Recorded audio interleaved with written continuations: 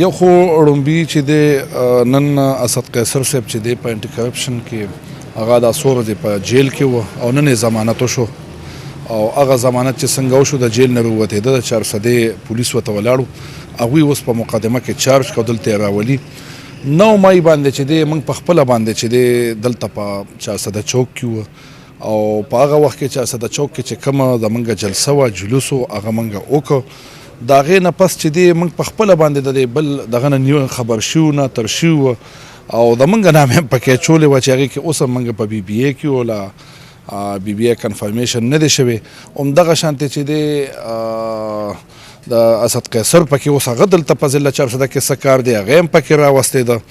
زه خو په دې بالکل زه پوهېږم نه چې آیا پاکستان تحریک انصاف چې دا یو پاپولر پارټي ده او تقریبا زه به ووایم چې 70-75% قوم چې د پاکستان کم دی هغه په عمران خان پسې ولاړ دی پاکستان تحریک انصاف پسې ولاړ دی او بیا هم هغې چې دی دیوال سره د لګېدو کوشش کوي چې آیا پاکستان تحریک انصاف موږ دیوال سره ولګوو چې د هغې ډېر زیات مشران چې دي څه په جیلونو کې پراته دي څه چې دی لامفران دي په سیډونو کې دي څه چې دی اوس بیا په دوباره اف ای آر کېږي نو موږ خو عدلیې ته تللي عدلیې نه ټول عمر انصاف هم ملو شوی دی اوس هم د انصاف توقع کوو چونکې دې نه مخکې چې دی های کورټ کې چې دی یو رټ جمع شوی و او په هغې کې های کورټ دا ویلو د پېښور های کورټ دا ویلو چې دې نه پس به چې دی نوې اف ای آر یو هم نه کېږي نو بیا دا پکې څنګه راغلل او د هغه موجودګي خو موږ په خپله دلته نه لیدلې نه دغه کړی دی نو چې د اسد قیصر صاحب موجودګي دلته څنګه دوی ښیي او په کم نظر ورته ګوري دی ته نو زه خو دا د کومه چې پاکستان تحریک انصاف سره یا د پاکستان تحریک انصاف ورکرانو سره یا لیډرشپ سره ډېر ظلم او زیاتې روان دی او د دې ظلم او زیاتي چې دی زه به درته د ووایم چې د دې نتیجه به چې دی په 8 فروری په الیکشن کې دا قوم چې دی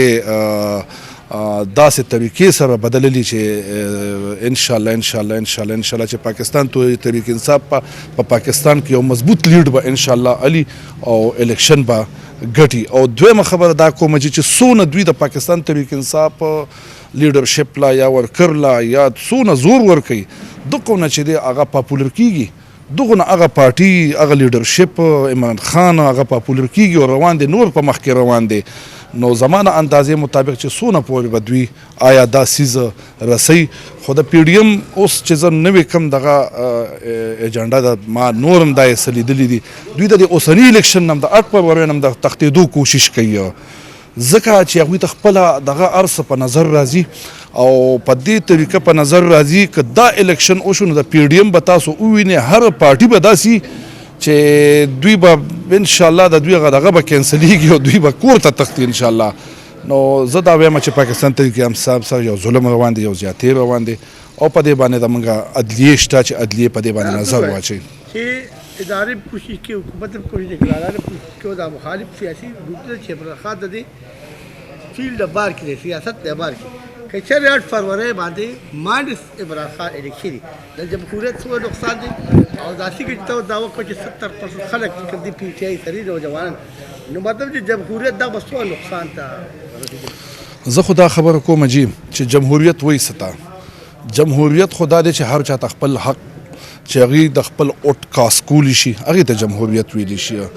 بیا خو د ما د اندازې مطابق چې ډکټرشپ چې دی جوړ کړي نو هغه به د ټولو نه بیا هغه دغه جمهوریت خو وایي دې ته چې هغه هر یو کس چې دی خود مختار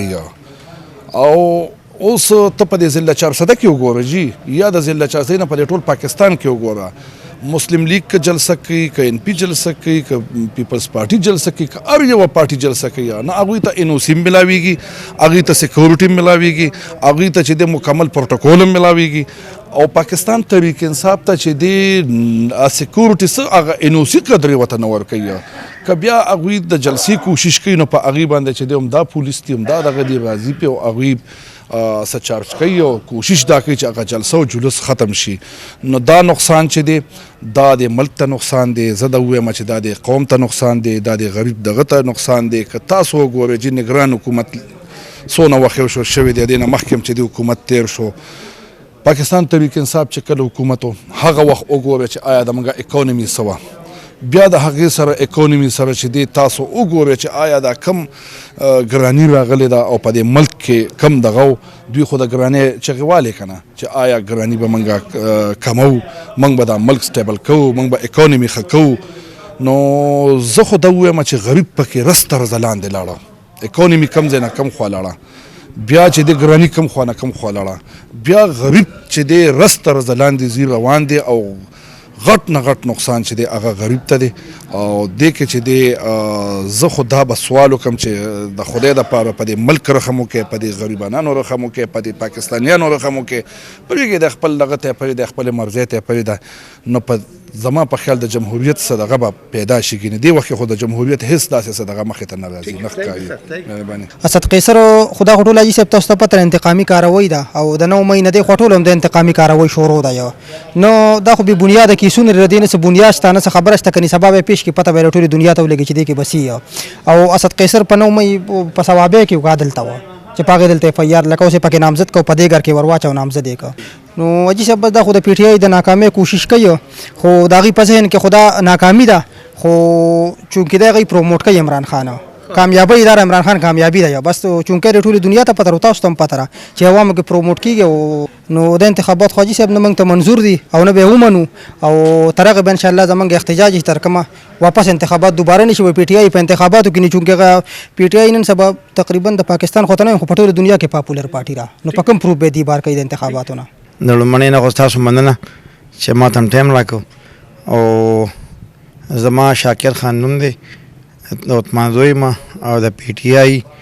د تحصیل سابقه صدر پاتې شوی. سرتاج خان تاسو چې څنګه ووایي که نه، لکه اوس ما دغلته پزر خان هم دا تپوس کوو چې یاره تاسو باندې خو لا کیسونه نور نشته دی، لکه په اسد قیصر باندې چې دی زموږ د موټر وی کیس هم پوره چوډې زما په خیال زه داسې خبر شوم. نو لکه دا خو تاسو ته ښه پته ده چې اسد قیصر نه په وخت باندې دلته و او موږ ته دا پته چې اسد قیصر کوم ځای کې و، دې کې په خپله په دې موقع باندې په خپله باندې نو پوه شو، ځکه چې موږ د چوک نه ملګرو دغه وکړو، چوک نه موږ واپس شو، موږ دلته نه ځو، خو برخه بیا هم پکې راوستو. بس ټیک ته زموږ خو علاقه وه، زموږ سره ټیک ده، دا سراسر ناجیزه دي او سروپ ناجیزه چالو دي او بس هر څه خدای خو ویني، موږ دا به ووایو. دا چې چېرې حکومت هم کوشي ادارې پوهېږي د عمران خان د انتخابات کیسه غواړي دي، نو بیا به دا څنګه اتحاد د عمران خان نه بغیر انتخابات تاسو قبول؟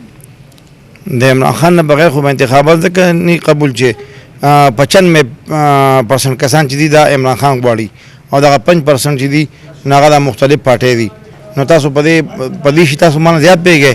چې د عمران خان سبا څونه پاپولر دی او د هغه څونه ډیمانډ دی او د پاکستان د عوامو ته عمران خان څونه ضرورت دی. دا ټول د عمران خان خلاف دا خاوربادي کوي، دغه قسم بیانات دي، دغه د کور بیانات راځي، دې ته موږ کم نه راوړو.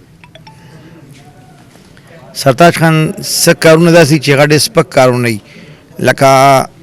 د دې نه مخکې چې عمران خان کله وادو شو نو هغه وخت کې هېڅ قسمه داسې خبره نه وه. اوس چې په ده باندې کمې هتکندې استعمال شوې او په هغې کې دوی پیل شو، لکه کم کیسونه یې پرې واچول او په هغې کې پیل شو، اوس دې ته وایي اوس چې هتکندې دی په هغې باندې اسرائیل او دا الزامونه لګوي. زما په خیال چې دا یو